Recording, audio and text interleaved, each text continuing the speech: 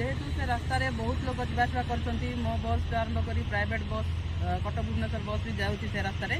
जहाँफल रास्ता बहुत कदर्य होती स्कूल कॉलेज पिला माने जो जावासवा कर साइकेल हो बाइक हो बहुत दुर्घटना भी घटुची तेणुकर यहाँ हूँ आमर प्रशासनिक अवहेला जो आज यहाँ आम देगी अंचलवासी भोगुचु तो आशा करुचु बर्तमान ए रास्ताटा हम बोली। नमस्कार, आज आम आसलु कंधमाल जिलापाल सार को साक्षात करने निमंते आमर मुख्य समस्या होची घुदगिरी ब्लॉक रटिंगिया ग्राम पंचायत सबुठ बड़ समस्या होची श्रीराम पदा छक ठारू भाया रटिंगिया दे ग्रेसिंगिया पर्यंत गोटे आरडी रास्ता एवं मालिकापुरी पंचायत बाड़ेनादू छक ठारू सुजेली पर्यंत आरडी रास्ता एवं रायकोला पंचायत श्रीकोला घाटी ठारू आरंभ करिकी भाया रायकोला खारियापड़ा दे जाकामाहा रास्ता जदि आगामी 20 दिन मध्य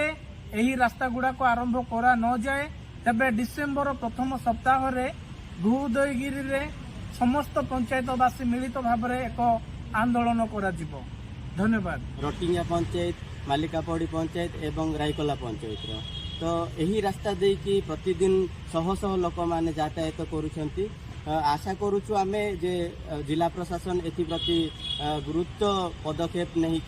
कि यह 20 दिन मध्य संपूर्ण भाव में रास्तार मरामती करेंगे बोली आशा एवं विश्वास। तो अनुरोध रहिबो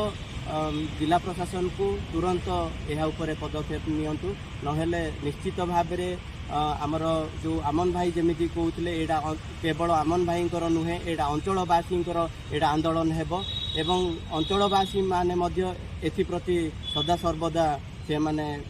आलोचना करिकी अछंती।